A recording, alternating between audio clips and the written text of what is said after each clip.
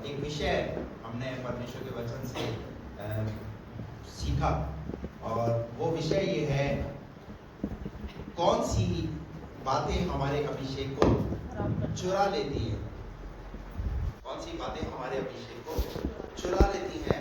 बीते रविवार हमने इस पर कुछ बिंदुओं पर बात किया था, और ये हमें जानना भी बहुत जरूरी है, क्योंकि जो परमेश्वर हमें अभिषेक करता है और हम अभिषेक पालें और फिर उसके बाद हम निश्चिंत हो जाते हैं, तो निश्चिंत नहीं होना है, परंतु उस अभिषेक को कैसे हमें अपने जीवन में संभाल कर रखना है, वो भी बातें परमेश्वर के वचन में लिखी है। तो दो बात मैंने बीते रविवार परमेश्वर के वचन से बताई थी। कौन कौन सी वो दो बात, कोई बता सकता है? पहली बात, इसके कारण पाप के प्रति ढिलाई। कई बार हमारे जीवन में जब परमेश्वर का अभिषेक आता है तो हमें पता ही नहीं चलता कि हमसे पाप हुआ है, हमसे पाप हुआ है। तो हम पाप के प्रति ढिलाई ना बरते।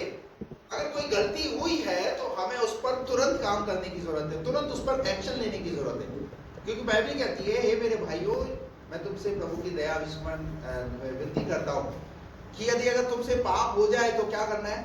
हमारे पास एक सहायक है, अर्थात प्रभु यीशु मसीह का लहू हमें सब पापों से क्या करता है, शुद्ध करता है। हालेलुया। तो पाप के प्रति हमारे जीवन में ढिलाई नहीं होनी है। कुछ उदाहरण भी मैंने दिए थे। शिमशोन का उदाहरण दिया था। शिमशोन जो नाज़िर था, अभिषेक पाया हुआ व्यक्ति था, और उसके जीवन से क्या हुआ, उसके जीवन से पाप हुआ। तो ऐसी गलती शिमशोन की लिखी है। ये लिखने का कारण क्या है? लिखने का कारण ये है कि उसने ऐसी गलती की है, तो आज अगर हम मसीह में विश्वास रखते हैं, उसमें चल रहे हैं, तो हमसे ऐसी गलती ना हो, हम पाप के प्रति ढिलाई ना करें। ठीक है? पाप छोटा हो, पाप बड़ा हो, पाप पाप है। ठीक है? दूसरी बात हमने देखी थी परमेश्वर के वचन से, क्या है वो? आत्मा को शोभित नहीं करना है, यानी परमेश्वर की आत्मा। प्रभु ने हमें एक सहायक दिया है, और कई बार हम उस सहायक का क्या करते हैं, हम उस सहायक का विरोध करते हैं, पवित्र आत्मा का हम विरोध करते हैं।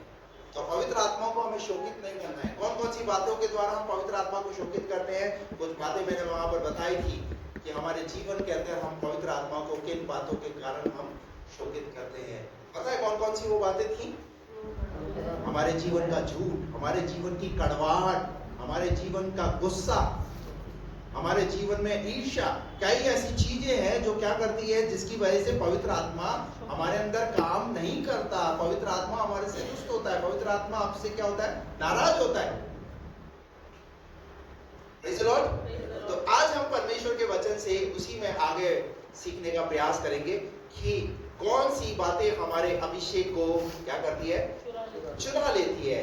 तो इसमें आज तीसरी बात है, अहंकार या घमंड।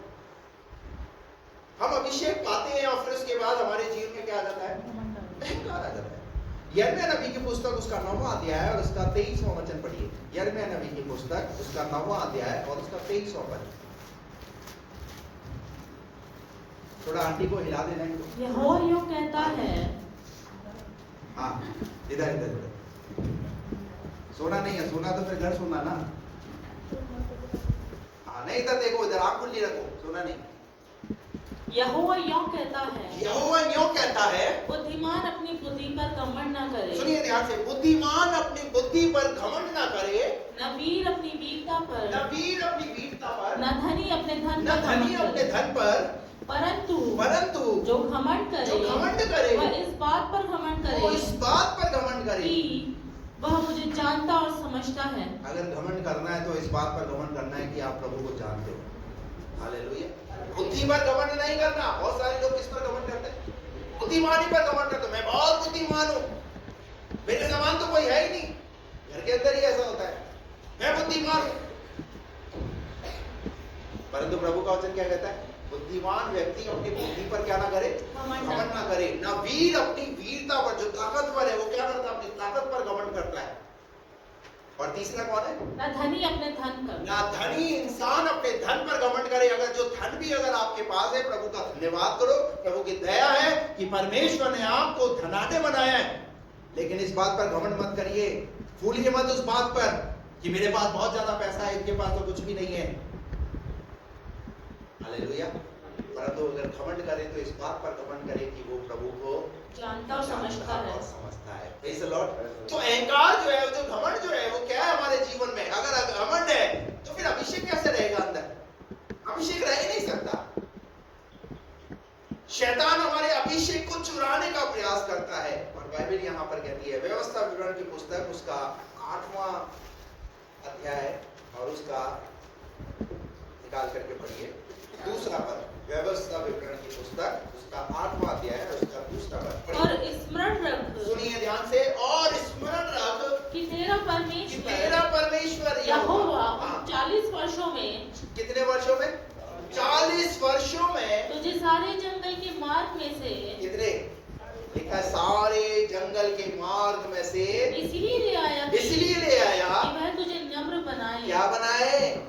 अरे परमेश्वर इतना भ्रमण करा रहा है, परमेश्वर इतना घुमा रहा है। इस्राएलियों को घुमाने का कारण क्या है? ताकि तुम्हारे अंदर नम्रता आ जाए, तुम्हारे अंदर दीनता आ जाए। परंतु हुआ क्या?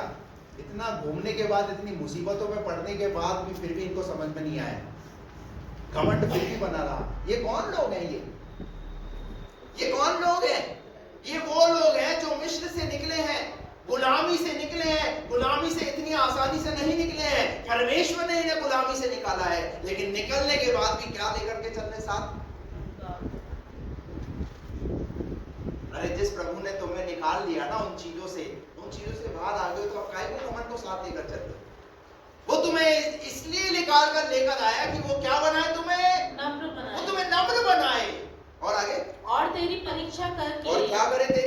तेरी परीक्षा करके यह जाने की तेरे मन में क्या क्या है। हेलो, तेरी परीक्षा, क्या तुम्हारी परीक्षा होती है?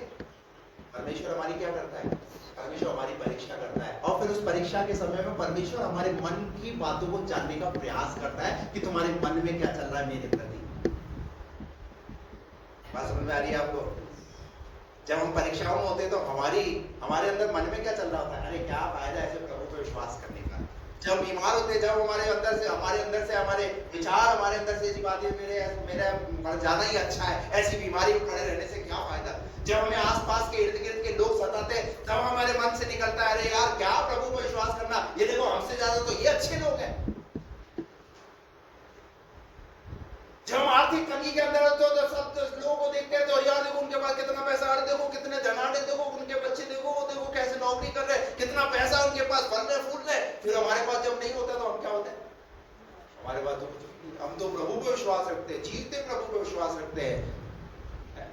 और इसलिए कई लोग तो संडे चर्च भी नहीं आते। क्यों? क्योंकि प्रभु तो हमारी सुन ही नहीं रहा। काम खुद ने किए हैं उल्टे सीधे, और दोष किस पर? अरे भैया वो तुझे और नम्र बनाना चाहता है, इसलिए नम्र बनाना चाहता है कि तेरे मन के अंदर प्रभु के प्रति और प्यार निकले। जितना परीक्षाओं में हो ना, उतना प्रभु से ज्यादा प्यार करो। वो डिसाइड करेगी कि तुम प्रभु से रियल में प्यार करते हो, क्योंकि परीक्षा में ही पता चलेगा कि तुम्हारा प्रभु के साथ कितना प्रेम है। जब सब कुछ अच्छा है तब तो हालेलुया निकलता है, लेकिन जब कुछ नहीं है तब, हेलो, तब क्या होगा? बात समझ में आ रही है? क्या लिखा है यहाँ पर? कि वो तुम्हें नम्र बनाए और तेरी परीक्षा करके ये जान ले कि तेरे मन में क्या क्या है। और कि तू उसकी आज्ञाओं का पालन करेगा या नहीं। तू उसकी आज्ञाओं का पालन करेगा या नहीं। और आगे, उसने तुझको नम्र बनाया और भूखा भी होने दिया। फिर वह मन्ना जिसे न तू और न तेरे पुरखा ही जानते थे, वही तुझको खिलाया, इसलिए कि वह तुझको सिखाए कि मनुष्य केवल रोटी से ही नहीं जीवित रहता, परंतु जो वचन यहोवा के मुंह से निकलते हैं उन्हीं से वह जीवित रहता है। इन 40 वर्षों में तेरे वस्त्र पुराने नहीं हुए, न तेरे तन से भी नहीं गिरे और न तेरे पांव फूले। फिर अपने मन में, आप ये देखिए 40 वर्षों का हाल बताया जा रहा है। इन 40 वर्षों में परमेश्वर इनके साथ कैसे रहा। इन 40 सालों में परमेश्वर ने इनको किन किन चीजों की घटी आई, तो उस समय में परमेश्वर ने किन किन चीजों को मुहैया कराया। और यहाँ लिखा, इन 40 वर्षों में तेरे कपड़े पुराने नहीं हुए। तेरे कपड़े पुराने नहीं हुए। इसका मतलब कपड़ों में भी कैसी आ रही थी? एकदम चमक आ रही थी। घर में बोलता है मेरे पास तो कपड़े ही नहीं, इतने कपड़े, और ये परमेश्वर ने एहसास ही नहीं होने दे रहा। पता क्यों नहीं एहसास होने दे रहा? जब ये देखते होंगे चलो कपड़ा चेंज कर लेते, अरे यार अभी तो गंदा है, कपड़ा क्या चेंज करने की जरूरत है? कपड़े में से क्या निकल रही है? चमक निकल रही है। Praise the Lord. आप देखिए इनका परमेश्वर ने किस तरीके से संभाला था, यानी दुनियावी चीजों में इन्हें परमेश्वर ने घटी नहीं आने दी। परमेश्वर इस तरीके से इन्हें संभाल रहा था। लेकिन आगे जब हम इसको पढ़ते हैं ना, मेरे पास समय नहीं है कि मैं आपको सब कुछ पूरा पढ़ाऊं, आगे जैसे जैसे बढ़ते गए ना तो लिखा हुआ है इनके मन के अंदर घमंड आया। जब बढ़ती आने लगी, जब फलवंता आने इनके जीवन में आने लगी, तब इनके मन में घमंड आया, अहंकार आया। तब परमेश्वर ने बोला कि तुम अपने परमेश्वर को भूल मत जाना। हालेलुया। जब इंसान के जीवन में जब बढ़ती आती है तो क्या करता है? घमंड। हमारे जीवन में घमंड हमें हमारे परमेश्वर से अलग कर देगा, हमें पता ही नहीं चलेगा। बाइबल बात करती है घमंड की, इंसान की। इसीलिए ना वीर अपनी वीरता पर घमंड करे, ना धनी अपने धन पर, ना बुद्धिमान अपने बुद्धि पर। आपको पता है फलिश्तियों के अंदर एक बहुत वीर व्यक्ति था और उसका नाम था गोलियात। फलिश्तियों के अंदर एक बहुत बड़ा ऐसे पर्सनालिटी वाला ऐसा व्यक्ति था, लंबा चौड़ा हट्टा कट्टा, बस उसी को आगे कर देते थे, पूरा फौज तो पीछे ही रहती थी। और वो अकेला क्या करता था? इजराइलियों को वो डराता था। लेकिन क्या हुआ पता है? उस वीर का हाल क्या हुआ? प्रभु के सामने वो वीर क्या हो गया? वो ढेर हो गया। इसलिए इस बात का ध्यान रखो, किसी भी बात पर घमंड मत करो, क्योंकि परमेश्वर का वचन ऐसा सिखाता है। अगर प्रभु ने अगर हमें अभिषेक किया है तो हमारे जीवन में घमंड को काम नहीं करने देना है। Praise the Lord. बात समझता है? हालेलुया। चौथी बात, पहला शमूएल 15 अध्याय उसका 22 पद से उसको पढ़ेंगे। शमूएल ने कहा, क्या यहोवा होम बलियों और मेल बलियों से उतना प्रसन्न होता है? शमूएल ने कहा, क्या यहोवा होम बलि और मेल बलियों से उतना प्रसन्न होता है जितना कि अपनी बात के माने जाने से प्रसन्न होता है। यहाँ पर शाऊल राजा के विषय में बात हो रही है। तो शमूएल शाऊल राजा को ये बात बताना चाह रहा है कि परमेश्वर होम बलि और मेल बलियों से बढ़कर ये चाहता है कि लोग परमेश्वर की आज्ञा का पालन करें। तो चौथी बात है आज्ञाकारिता का अभाव। कौन सी चीज हमारे अभिषेक को चुरा लेती है जो हमें पता ही नहीं चलता? और वो है आज्ञाकारिता का अभाव। आज्ञाकारिता में पूरी रीति से नहीं चलना। चल तो रहे हैं परंतु पूरी रीति से नहीं चल रहे। और शैतान ने हमें क्या करके रखा हुआ है? संतुष्ट करके रखा हुआ है। संडे जा रहे हो ना, सफिशिएंट है। बीच में कोई मीटिंग अटेंड करने की जरूरत नहीं है, कोई ऑनलाइन में जुड़ने की जरूरत नहीं है, किसी प्रकार की प्रार्थना में भाग लेने की जरूरत नहीं है। जाओ और आओ बस। खाली शैतान ने हमें सेटिस्फाई करके रखा हुआ है। आज्ञाकारिता का अभाव हमारे जीवन में लेकर के आ गया है। हेलो, आपको पता ही नहीं चल रहा कि शैतान आपके अंदर से अभिषेक को खत्म करना चाहता है। एक ये जो लड़ाई है ना, जो अदन की वाटिका से जो शुरू हुई है, और ये खत्म कब होगी? जब यीशु मसीह शैतान को क्या कर देगा? कैद कर देगा, बंद कर देगा, तभी होगी। आपको इस लड़ाई के अंदर जागृत रहना पड़ेगा। आपको जो परमेश्वर ने अभिषेक दिया, उस अभिषेक को आपको संभाल करके रखना पड़ेगा। अभिषेक तो कर दिया उसने, पर उसको संभाल कर रखना आपका काम है। और शैतान कौन कौन सी चीजों के द्वारा हमारे जीवन से अभिषेक को चुरा लेता है, वो देखता है पर्सनली। ये इंसान अच्छा, ये इस चीज के अंदर ये मेरी बात को मानेगा, वो उसी में आपको उलझा करके रख देगा। तो यहाँ लिखा है, शमूएल ने कहा, क्या यहोवा होम बलि और मेल बलियों से उतना प्रसन्न होता है जितना कि अपनी बात के माने जाने से? अरे भैया, होम बलि और मेल बलि वो भी एक बात अलग है कि वो भी चढ़ानी है परमेश्वर को। होम बलि भी चढ़ानी है और मेल बलि भी चढ़ानी है, क्योंकि ये परमेश्वर ने दिया था परमेश्वर को प्रसन्न करने के लिए। परंतु अपनी बात के माने जाने से भी उतना ही प्रसन्न होता है। इसका मतलब प्रभु की आज्ञा का पालन करना, उसकी आज्ञाकारिता में चलना। आज हमारे पास बाइबल तो है, परंतु हम उस तरीके से उसकी आज्ञाकारिता में नहीं चल रहे। हमने उन बातों को सेलेक्ट करके रखा हुआ है वचन के अनुसार हम उन बातों के पीछे चल रहे हैं जो हमारे मतलब की है, बाकी की बातों को हमने छोड़ के रखा हुआ है। तो भैया आज्ञाकारिता तो आज्ञाकारिता है, क्योंकि समुपदेशक की पुस्तक 8:5 में लिखा हुआ है, जो आज्ञा को मानता है वो हर प्रकार के जोखिम से बचेगा। जो आज्ञा को मानता है वो हर प्रकार के जोखिम से बचेगा। इजरायली लोग बार बार गुलामी में क्यों जा रहे थे? आज्ञाकारिता का अभाव, आज्ञाकारिता की कमी। परमेश्वर कह रहा है ऐसा करो, पर वो उस बात पे परफेक्ट नहीं चल रहे, वो अपने तरीके से चल रहे, उन्होंने अपने सिद्धांत बना के रखे हुए, उन्होंने अपने तौर तरीके बना करके रखे हुए। आज एक विश्वासी अपने तौर तरीके बना करके चल रहा है, चर्च के रूल्स के अनुसार नहीं चल रहा, जो रूल्स प्रभु ने बनाया उनके अनुसार नहीं चल रहा, वो अपने तरीके से चल रहा है। उसको मर्जी आएगा तो वो आएगा, उसको मर्जी आएगा तो वो नहीं आएगा, उसको मर्जी आएगा तो वो काम करेगा, बाकी नहीं करेगा। अरे भैया आपको पता ही नहीं चल रहा, और आपको पता ही नहीं कि आपके अंदर से अभिषेक को चुरा रहा है शैतान, आपकी आज्ञाकारिता के अभाव को कम करके। मैं ये नहीं कह रहा कि आप घर में प्रार्थना नहीं करते, मैं ये नहीं कह रहा आप बाइबल नहीं पढ़ते, परंतु इसी से सिर्फ संतुष्ट मत रहिए। परंतु बहुत सारी बातों में आपको चलने के लिए शैतान ने रोक करके रखा हुआ है।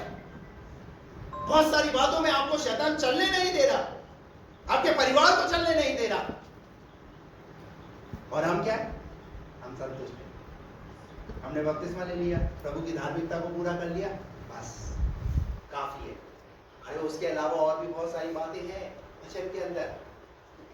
शाऊल राजा, जिसको परमेश्वर ने राजा बनाया, उस राजा के जीवन में जब आज्ञाकारिता का अभाव देखा, तब शमूएल ने बोला भैया परमेश्वर जो है ना अपनी पूरी बात की आज्ञा के माने जाने से प्रसन्न होता है। आगे बढ़ दीजिए, क्या लिखा है उसके बाद?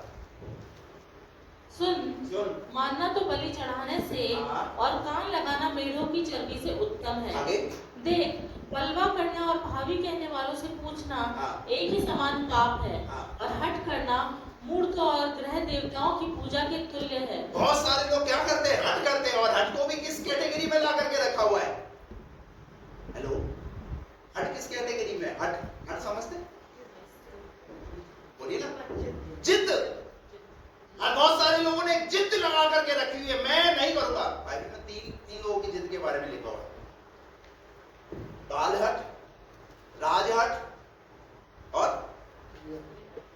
वेरी गुड, चलो यही से याद है। कौन सी हट?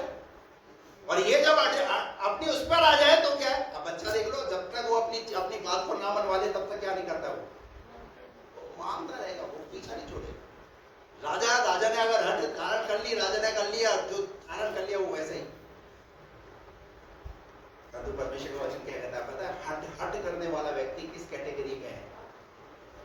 किस कैटेगरी में? फिर से पढ़ी उसी लाइन को। देख, बलवा करना और भावी कहने वालों से पूछना एक ही समान पाप है। हेलो, जो बलवा करने वाले, भावी कहने वाले, यानी जो जादू टोना करने वाले तांत्रिक लोग हैं, उनके विषय में लिखा है। और आगे, और हट करना, और क्या करना? हट करना मूर्तों और ग्रह देवताओं की पूजा के तुल्य है। किस कैटेगरी में आ गया? आप हट कर रहे हैं, आपने वो तो छोड़ दिया, पर इधर आप हट कर रहे हैं, तो ये वही काम कर रहे हैं आप। इजरायलियों का यही गुनाह था कि वो क्या करते थे? वो हट करते थे, जिद करते थे। आज बहुत सारे लोगों ने एक जिद लगा करके रखी है, बस मैं वही करूंगा जो मुझे पाएगा। चर्च तो जाऊंगा, पर चर्च पे किसी भी एक्टिविटी में भाग नहीं लूंगा, किसी भी तरीके से सपोर्ट नहीं करूंगा। अरे तो भैया कर क्या रहे हो? हम क्या सोचते हैं कि बोले नहीं ऐसा करते तो पादरी को सबक सिखाएंगे। किसको? अरे भैया पादरी का कुछ नहीं बिगड़ने वाला, पादरी का क्या सबक सिखाओगे? पादरी की तो जरूरत आपको जब है ना बच्चा पैदा होता है तब से कब तक? अनु भाई कब तक? भैया उसकी जरूरत तो तब तक पड़ेगी आपको। परमेश्वर का वचन कहता है कि हट हमारे जीवन में क्या करेगी? ये तो अभिषेक को चुराएगी। आगे क्या लिखा उसके बाद? तूने जो यहोवा की बात को तुच्छ जाना, इसीलिए उसने तुझे राजा होने के लिए तुच्छ जाना है। क्या कर दिया? तूने परमेश्वर की बात को मानने से तुझ जाना, इसलिए परमेश्वर ने तुझे क्या राजा बनाने के योग्य ही समझा, क्योंकि तूने परमेश्वर की आज्ञा का पालन ही नहीं किया। परमेश्वर ने आज्ञा पालन करने के लिए कहा था, आज्ञाकारिता में चलने के लिए कहा था, तू आज्ञाकारिता में चला ही नहीं, तो फिर तुझे राजा बना करके क्या फायदा। आज प्रभु ये कहता है, मैंने तुम्हें विश्वासी बनाया, मैंने तुम्हें अभिषेक किया, और अभिषेक पा करके फिर मैं ये चाहता हूं कि तुम मेरी उस अभिषेक को पा करके चलो, बंधनों को तोड़ो, कलीसिया की उन्नति का कारण बनो। पर हम क्या कर रहे हैं, हम भी उसकी आज्ञाकारिता में नहीं चले। क्या किया था शाऊल ने, पता है किसी को? परमेश्वर ने कहा था अमालेकियों का, पहला शमूएल 15वें अध्याय में आप पढ़ लीजिएगा घर जाकर के। परमेश्वर ने कहा अमालेकियों का सब कुछ सत्यानाश करना। पर शाऊल ने क्या किया? शाऊल ने अपनी मर्जी के अनुसार, अपनी इच्छा के अनुसार, जैसा उसको अच्छा लगा वैसा उसने काम किया। उसने जो निर्बल थी ना, कमजोर थी, उन सबको क्या करा उसने? मरवा डाला। और जो तगड़ी थी, मोटी थी, अच्छी थी, उनको क्या करा उसने? किसके लिए? बोले यहोवा को चढ़ाऊंगा। पर यहोवा की बात, अरे इसीलिए यीशु मसीह ने मत्ती रची सुसमाचार में, मरकुस रची सुसमाचार में, लूका रची सुसमाचार में और यूहन्ना रची सुसमाचार में कई बार जब चेलों से यीशु मसीह ने बात किया ना, तो पता है एक बार क्या बोला? पता है बार ऐसा बोला, जिसके कान हो, इसका मतलब क्या कान नहीं? क्या कान तो है, परंतु सुनते कैसे हैं उस पर डिपेंड करता है। आज यही हालत है आज चर्च के अंदर विश्वासियों की, बैठते तो है, वचन सुनते तो है, पर कैसे सुनते हैं? क्यों बोला यीशु मसीह ने? वो ये चाहता है कि जो बात सुन रहे हो ना, वो बात तुम्हारे लिए आशीष का कारण बने। उसको ऐसे हल्के में मत लेना, क्योंकि किसके अंदर से निकल रही है? प्रभु के अंदर से वो बातें निकल रही है। प्रभु चाहता है आज भी जो बातें मैं बोल रहा हूं ना, उसको ऐसे ही मत लेना हल्के में। आज प्रभु ये कहना चाह रहा है, जिसके कान हो वो सुन ले कि आत्मा कलीसियाओं से क्या कहता है। शाऊल राजा ने सुना तो सही, परंतु उसने प्रभु की बात को नजरअंदाज करके उसने अपनी बात को महत्व दिया, और उसने निर्बल को सबको मरवा डाला, और जो मोटी ताजी हड्डी खट्टी थी उनको क्या करा उसने?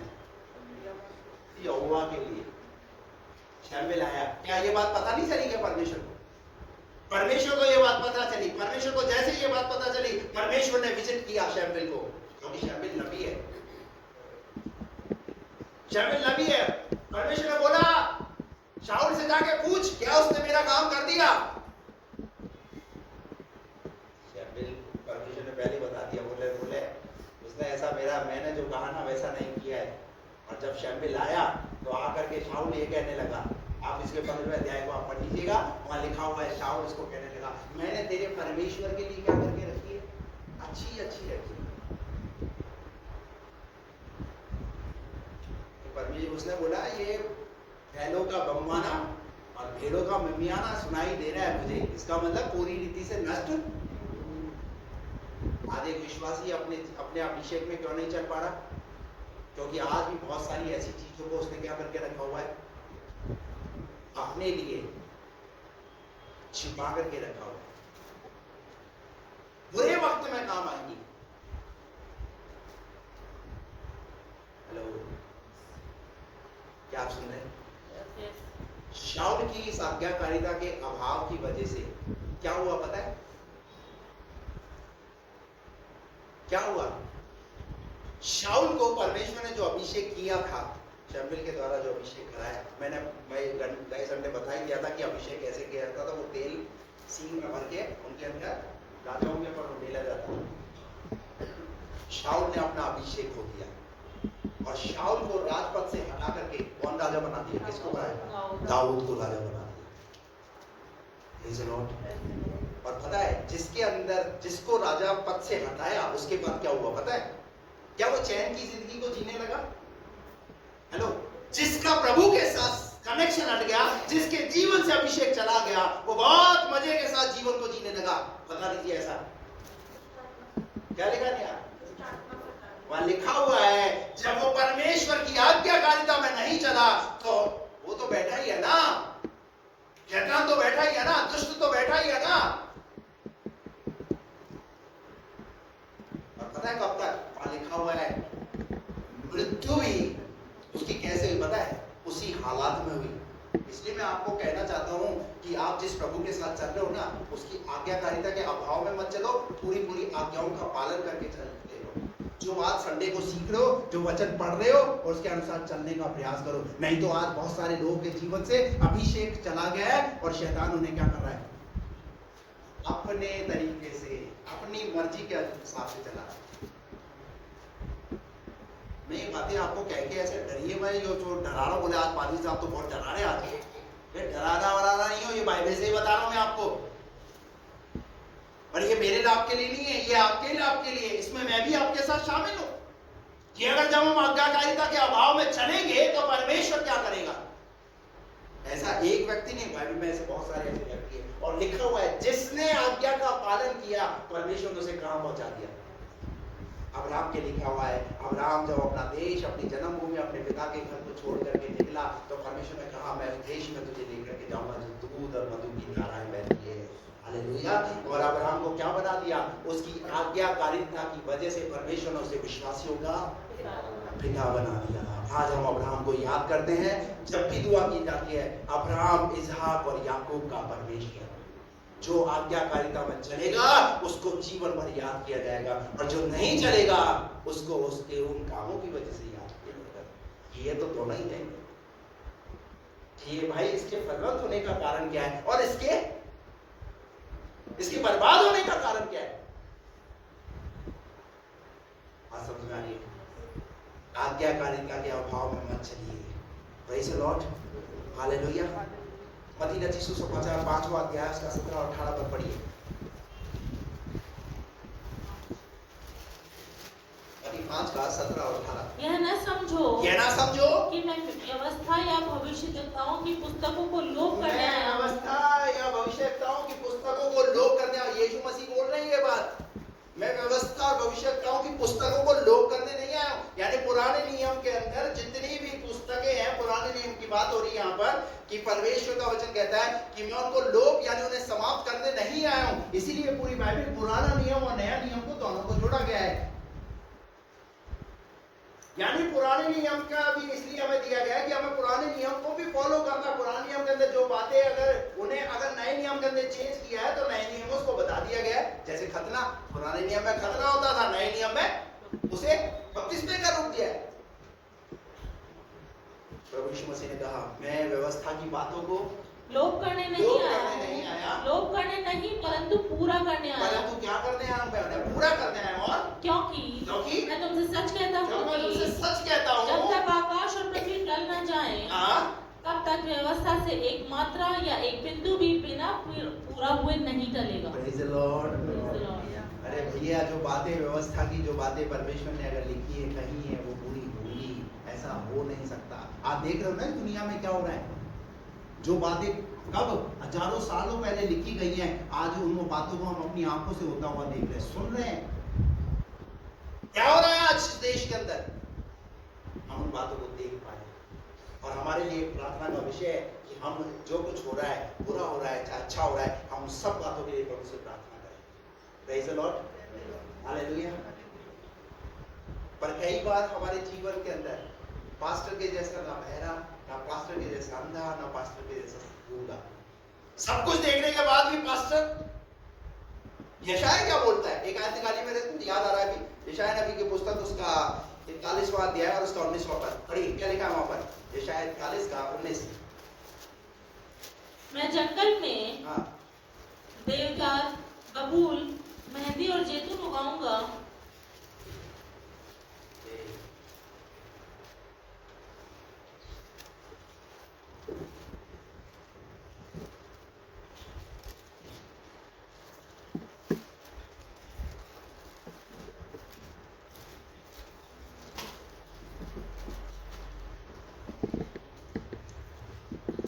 हे बहरो सुनो, हे अंधो आँख खोलो कि तुम देख सको। हे बहरो सुनो, हे अंधो आँख खोलो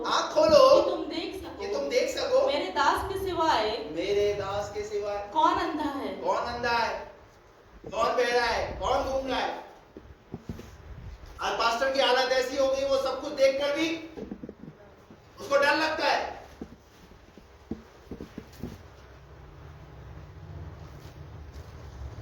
बोले तो क्या बोले, कुर्सी खाली हो जाएगी। ये आज नहीं, उस जमाने में भी लिखा वहां पर परमेश्वर के दास के जैसा। हेलो, कौन अंधा, कौन बहरा, सब कुछ देख रहा है लेकिन क्या कर रहा है। बाइबल कहती है, अगर आप बाइबल को, पुराने नियम को पढ़ोगे वहां पर यहेजकेल के अंदर, कि परमेश्वर ने अपने दास को अगवा बहरा करके ठहराया और भाई के लिए, चिताने के लिए, कि चिता मेरे लोगों को, मेरी कौम के लोगों को चिता, कि वो मेरी आज्ञाकारिता में चले, मेरे नियम में चले, मेरे विधियों में चले। Praise the lord, hallelujah. यीशु मसीह व्यवस्था को लोप करने नहीं, पर व्यवस्था को पूरा करने के लिए आया है। Hallelujah, praise the Lord. निकाल करके पढ़िए पहला कुरिन्थियों उसका 9वां अध्याय उसका 9 और 10 पद।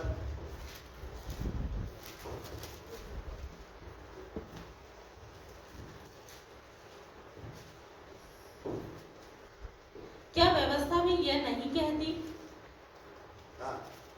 क्योंकि मूसा की व्यवस्था में लिखा है, दाऊदते समय चलते हुए बैल का मुंह न बांधना। मूसा की व्यवस्था, यीशु मसीह की बात कर रहा है, व्यवस्था की बात की यीशु मसीह ने, कि व्यवस्था को लोप करने नहीं आया। अब यहाँ पर पौलुस क्या कह रहा है, क्या व्यवस्था भी ये नहीं कहती, क्या व्यवस्था भी ये नहीं कहती, क्योंकि मूसा की व्यवस्था में क्योंकि लिखा है, मूसा की व्यवस्था में लिखा है, दाऊदते समय चलते हुए बैल का मुंह न बांधना। क्या ना करना। अरे भैया, जो मेहनत कर रहा है उसका मुंह बांध दो।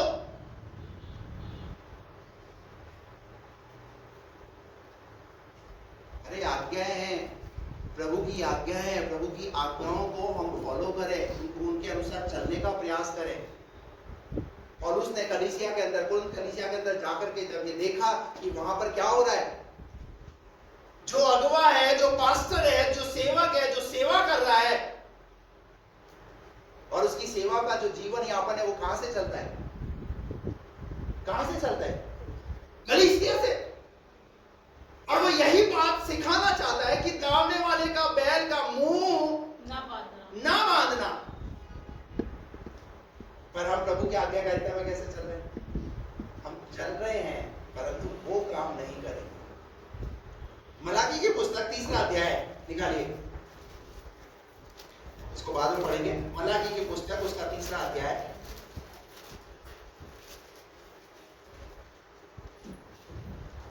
पढ़िए 6 पद से। क्योंकि मैं यहोवा बदलता नहीं, सुनिए, मैं यहोवा बदलता नहीं, इसी कारण हे याकूब की संतान, तुम नष्ट नहीं हुए।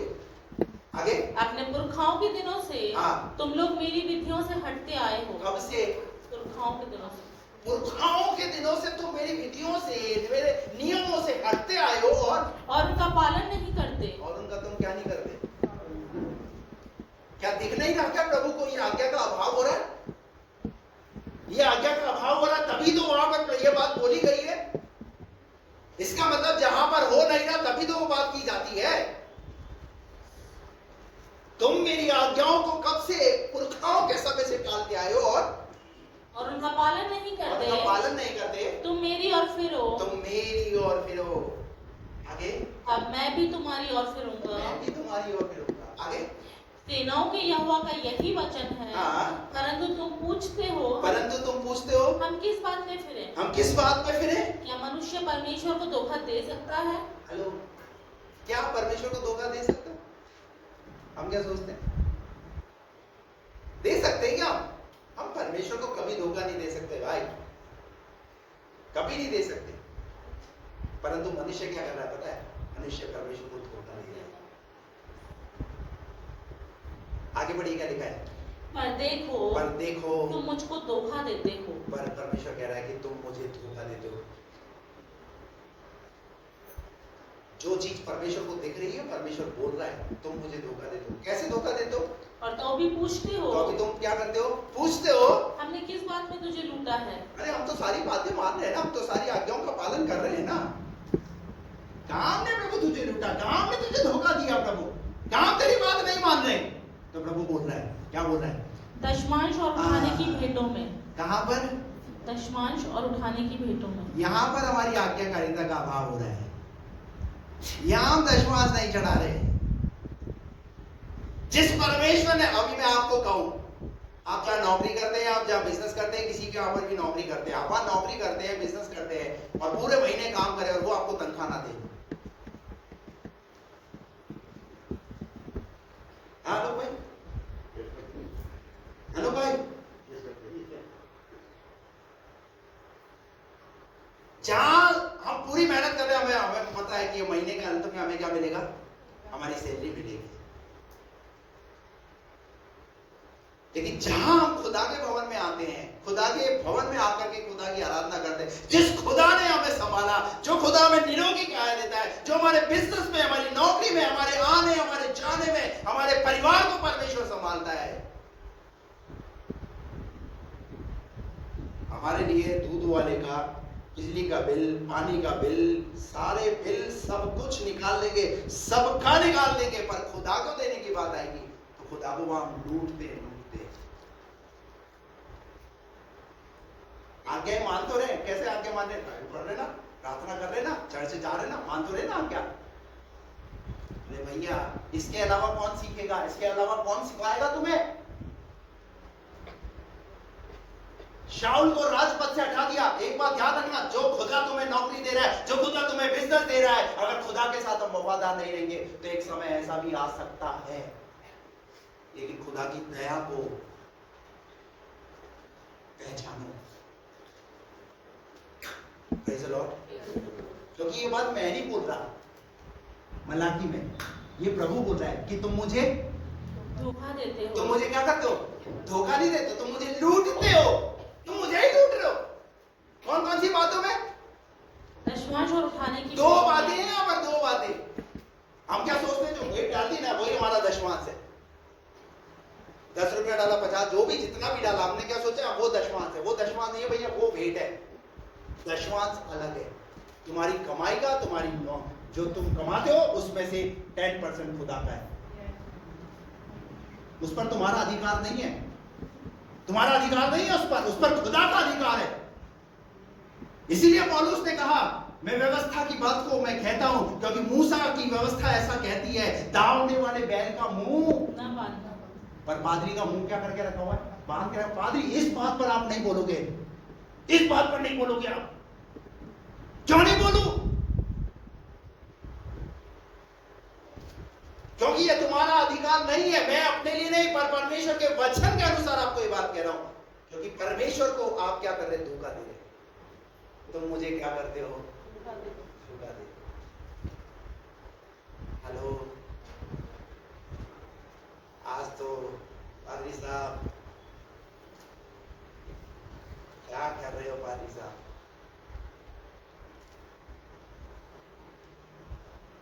ये मैं नहीं, परमेश्वर का वचन मैं आपको बता रहा हूं कौन सी चीजें हमारे अभिषेक को क्या कर रही है। आज्ञाकारिता के अभाव में शैतान हमें लेकर के जा रहा है, हमें पता ही नहीं, और मैं नहीं सिखाऊंगा, कौन सिखाएगा? क्या मैं किसी बाहर से पास्टर को बुलाऊं? और मैं आपको बता दूं, अगर आप ये सोच रहे हैं कि मैं ही अगर इस डिमांड कर रहा हूं, तो ऑनलाइन पर जितने भी चैनल चल रहे हैं, जितने भी पास्टर प्रचार कर रहे हैं, वहां पर एक QR कोड है, वहां पर उनका कोड नंबर, वहां पर उनका अकाउंट नंबर, वो सब कुछ वो डालते हैं। ऐसा नहीं है कि मैं ही बात करता हूं सिर्फ परमेश्वर के राज्य के लिए। अगर आप यहां से इस कलीसिया को छोड़कर भी जाएंगे ना, तो वो पादरी भी वही भी यही प्रचार करेगा। अगर आप ऐसा सोच रहे हैं कि ये पादरी देने की मांगने की बात करता है, तो हम चलो दूसरी कलीसिया में चलते हैं। कहीं बचने वाले नहीं हो, वचन तो वो भी यही सिखाएगा।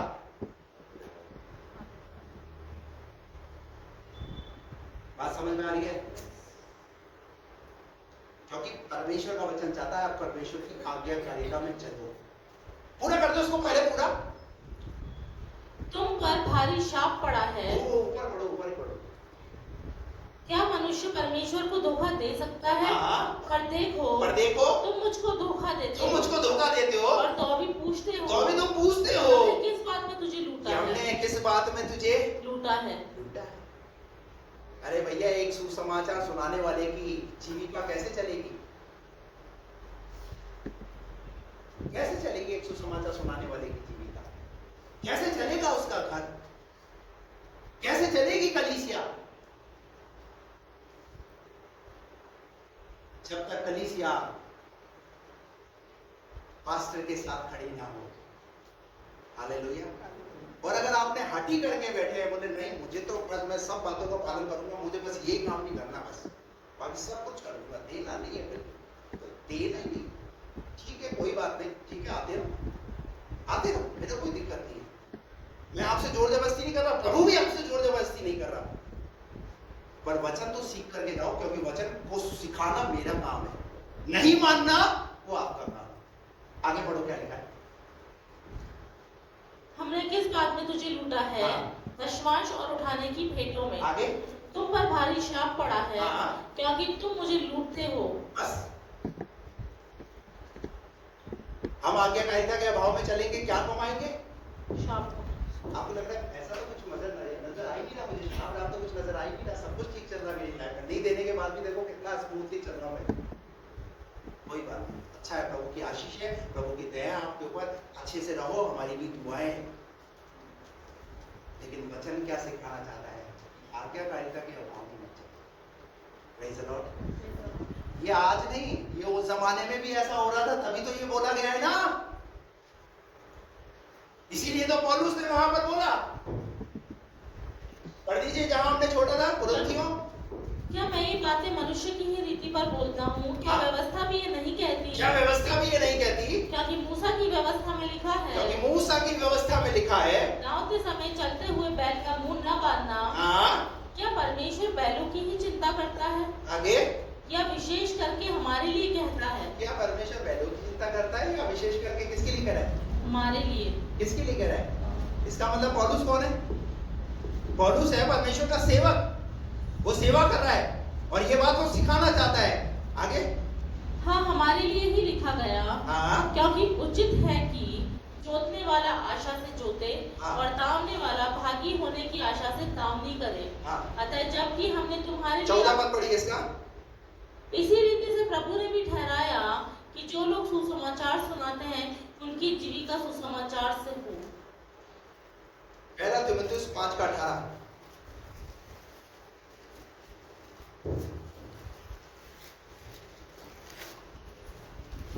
पहला तीमुथियुस 5:18। क्योंकि पवित्र शास्त्र कहता है। पवित्र शास्त्र, मैं नहीं कह रहा हूं, पौलुस क्या कह रहा है? पवित्र शास्त्र कहता है। आपके हाथ में क्या है?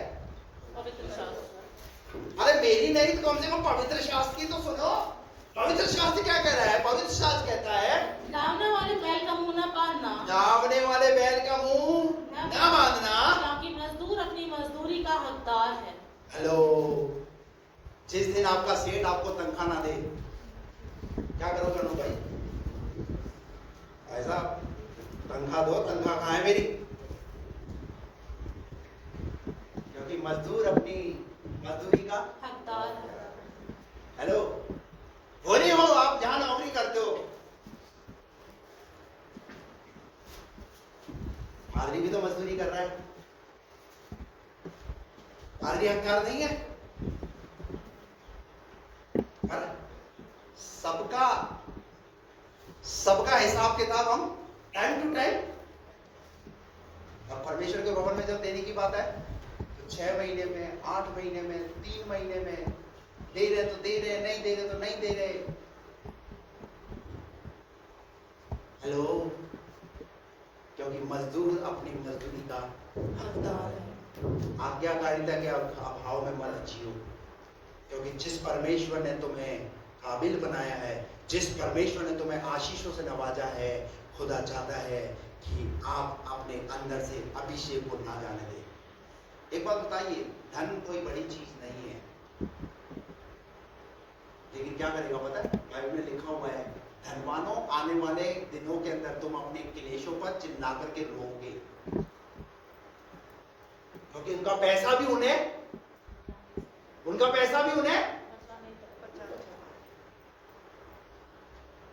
आज्ञाकारिता का अभाव। प्रभु नहीं चाहता कि हम आज्ञाकारिता के अभाव में जीवन को जिए। बहुत सारी बातें आती हैं आज्ञाकारिता के अंदर। हमें परमेश्वर के नियम को, परमेश्वर की व्यवस्था को, उस बाइबल की उन बातों को समय समय पे जो बात हमें समझ में आ रही है उन्हें पढ़कर उन्हें पूरा करने का प्रयास करना है। नहीं तो शैतान क्या करता रहेगा, हमारे अंदर से अभिषेक को खत्म करता रहेगा। हम संडे को अभिषेक पाते हैं, प्रार्थना कराते हैं, प्रभु हमें अभिषेक करता है और हम अभिषेक को क्या करते हैं, जब आज्ञाकारिता के अभाव में चलते हैं अब अभिषेक को खोते हैं। कितनी बात हो गई? 4। नंबर 5 जल्दी खत्म करूंगा। भजन संहिता 89 79 उसका 20-21। भजन संहिता। हाँ। मैंने अपने दास दाऊद को लेकर, सुनिए, पांचवी बात, मैंने अपने दास दाऊद को लेकर अपने पवित्र तेल से उसका अभिषेक किया है। हेलो, परमेश्वर ने दाऊद को क्या किया है? अभिषेक। परमेश्वर ने दाऊद को अभिषेक किया है। कैसे? तेल से अभिषेक किया। और हम अभिषेक की बात कर रहे हैं कि कैसे हमारा अभिषेक चला जाता है। और परमेश्वर का वचन कहता है दाऊद अभिषेक पाया हुआ व्यक्ति है। पांचवी बात है परमेश्वर के दासों का निरादर करना अभिषेक को चुरा लेगा। प्रभु के दासों का जब हम निरादर करते हैं ना, तो क्या कर रहे हैं पता है? हम अपने अंदर से अभिषेक को खो रहे हैं। आगे बढ़िए, क्या लिखा है यहाँ पर? मेरा हाथ उसके साथ बना रहेगा। किसके ऊपर? अरे जिसके ऊपर खुदा का हाथ है, जिसको खुदा ने खड़ा किया है, जिसको खुदा ने नियुक्त किया है, उसके ऊपर खुदा का हाथ है। मेरा हाथ उस पर बना रहेगा और मेरी भुजा उसे दृढ़ कर रखेगी। और मेरी भुजा क्या करके रखेगी? उसे दृढ़ करके रखेगी और शत्रु उसको तंग करने ना पाएगा। परमेश्वर के दासों का निरादर नहीं करना, नहीं तो क्या होगा? परमेश्वर क्या करके रखा हुआ है? इस पर अपने हाथ को बना करके रखा हुआ है और लिखा हुआ है शत्रु उसको तंग करने ना पाएगा। आगे। और ना कुटिल जन उसको दुख देने पाएगा। ना कुटिल जन उसको दुख देने पाएगा। परमेश्वर के दासों का निरादर नहीं है, जिनको परमेश्वर ने नियुक्त किया है। आपको पता है बाइबल में बहुत सारे ऐसे उदाहरण रहे हैं जो परमेश्वर के दासों के ऊपर उंगलियां उठाई गई हैं और उनका हर्ष, उनका अंजाम क्या हुआ। ये बातें आज ऐसा ना सोचे कि मैं अपने मतलब के लिए बातें बोल रहा हूँ। ये अभिषेक के बारे में बात चल रही है, इसलिए मैं उस अभिषेक को चाहता हूँ कि कलीसिया पर जो प्रभु ने अभिषेक किया है वो अभिषेक ना खोया जाए। हर एक व्यक्ति अपने अभिषेक को संभाल कर रखे। मेरे जीवन से प्रभु के दासों के प्रति निंदा नहीं होनी है, प्रभु के दासों के प्रति कोई ऐसी बातें नहीं होनी है, मेरे परिवार में नहीं होनी है। कई बार हम जो खाना खाते वक्त पादरी की बात करते हैं, वहाँ कलीसिया में ऐसा होता है, पादरी ऐसा करता है, हमारे साथ ऐसा कर दिया, हमारे साथ ऐसा कर दिया। क्या कर रहे हो आप? दाऊद को क्या किया? अब आप बोलेंगे दाऊद को किया, आपका थोड़ी होता नाम। आपका नाम है क्या? अरे भैया, दाऊद कौन था? दाऊद भेड़ बकरियों का चरवाहा, यानी उस जमाने में वो भेड़ बकरियां इस बात का प्रतीक थी कि परमेश्वर ने उसकी वफादारी को देखा। उस भेड़ बकरी को चराने के बाद परमेश्वर ने उसे क्या दे दिया? राज्य दे दिया। और वो क्या करने लगा? वो लोगों की संभाल करने लगा। हम क्या कर रहे हैं? बोलिए ना, हम क्या कर रहे हैं यहाँ पर? हम अपने शहर को छोड़ करके जयपुर में हम क्या कर रहे हैं? हम भी तो आप लोगों की संभाल कर रहे हैं, आप लोगों के लिए प्रार्थना करते हैं।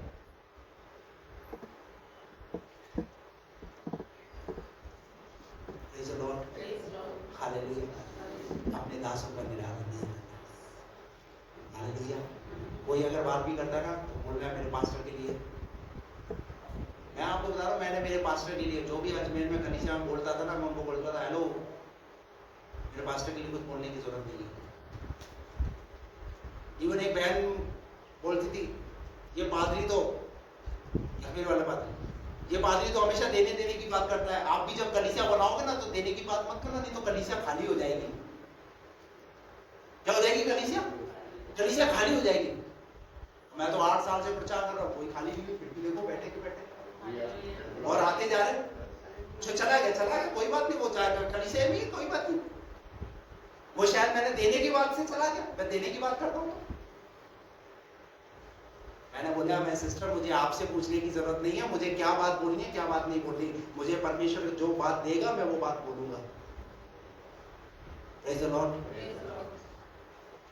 विश्वासी पादरी को सिखाते हैं, आप ऐसे मत बोलो, आप ऐसे बोलो, ऐसे मत करो, ऐसे मत करो। Praise the Lord. अपने दासों का निरादर मत करो। हालेलुया। जिसे अभिषेक किया है, जिस पर परमेश्वर का हाथ है, बाइबल कहती है कौन है जो मेरे चुने हुए पर दोष लगाता है, मैं वो हूं जो उसे धर्मी ठहराता हूं। अरे जब परमेश्वर ने मुझे धर्मी ठहराया तो कौन हो? मैं आपको बता रहा हूं, अगर परमेश्वर ने अगर मेरे जीवन में अगर दोष देखेगा, अगर परमेश्वर मेरे जीवन में गलती देखेगा, आपको मुझे हटाने की जरूरत नहीं, खुदा मुझे खुद ही हटा देगा। और अगर हटाना होता ना तो इन 8 सालों में कब का हटा देता खुदा, मैं आपको बता रहा हूं। क्योंकि जिस जगह पर हम सेवा कर रहे हैं ना, ये इतना आसान नहीं है जगह पर सेवा करना, इतनी बड़ी चुनौती है। लेकिन हम इतनी बड़ी चुनौती को स्वीकार करके हम अपने परिवार को जोखिम में डाल करके आप लोगों के लिए, आपके परिवार के लिए, ताकि आपका परिवार आशीषित हो जाए, खड़े। आप क्या सोचते हैं हल्का है, इनको तो मिला हुआ है, देखो मजे से। खुदा का हाथ है। Praise the Lord. आपको इस बात के लिए हर्ष होना चाहिए कि हम जिस कलीसिया में आते हैं, हमारे पास्टर को परमेश्वर ने, हमारे पास्टर की प्रार्थना हमारे परिवार को लगी, आज हमारा परिवार सलामत है। Praise the Lord. आखिरी बात बताऊंगा, खत्म करूंगा। आखिरी बात है हमारी आत्मिक लापरवाही। कई बार हम अपनी आत्मिक लापरवाही में चलते रहते हैं। आत्मिक लापरवाही क्या है मतलब पता है? 2 दिन लाइफ पड़ी, 2 दिन उसके बाद फुस टाइम फिश। 4 दिन प्रार्थना किया, उसके बाद शुरू में प्रार्थना में जुड़ गए, उसके बाद फिर प्रार्थना में जुड़ना बंद। चर्च आ रहे थे, चर्च आते आते चर्च जाना बंद। ये आत्मिक लापरवाही है। आप सब चीज के लिए तो एक्टिव होते हैं, आपका एग्जाम होता है बिल्कुल रेडी। कहीं शादी पार्टी में जाना, और साल में एक ही बार तो शादी होती है, जाना है, चर्च छोड़ देंगे, शादी में जाएंगे। अरे भैया तुम्हारे लिए जितना इंपॉर्टेंट है मेरे लिए भी उतना महत्वपूर्ण है। आत्मिक लापरवाही हमारे जीवन में क्या कर सकती है? हमारे अभिषेक को खत्म करेगी। आत्मिक लापरवाही में मत चलिए, आत्मिक लापरवाही में मत चलिए। अपनी आत्मा के प्रति चिंतित रहिए। यीशु मसीह ने कहा मनुष्य सारे जगत को प्राप्त करे, मनुष्य सारे जगत को प्राप्त करे और अपने प्राण की हानि उठाए तो उसे क्या लाभ? आपको पता है बहुमूल्य चीज कौन सी? आपकी शरीर या आपकी आत्मा है? और हमने क्या कहां समय दे के रखा हुआ है? हमने अपने शरीर पर ज्यादा समय दे के रखा हुआ है। हमें हमारी आत्मा की परवाह ही नहीं है। और आत्मा की परवाह कब होगी पता है? जैसे लाजर वहां चला गया ना, लाजर कौन? धनवान। कहां चला गया? अरे बोलो ना, कौन सी जगह चला गया? तब क्या पता चला उसे? यार स्वर्ग में कोई चीज होती है, मैं तो सोचते थे पादरी शायद डराता है। पादरी डराता वराता नहीं है। पादरी स्वर्ग और नरक की बात करके आपको ये बात बता रहा है कि ये स्वर्ग भी है और नरक भी है।